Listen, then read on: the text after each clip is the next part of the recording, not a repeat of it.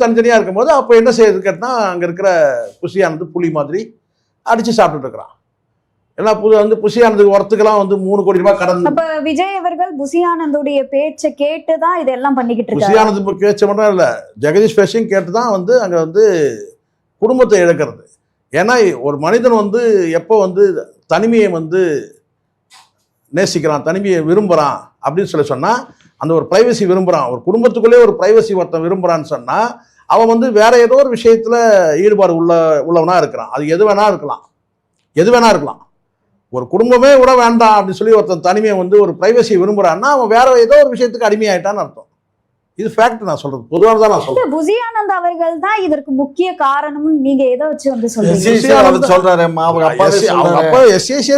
சொல்றாருல்ல, புஷியானந்த் தான் காரணம்ன்றத சொல்றாருல்ல.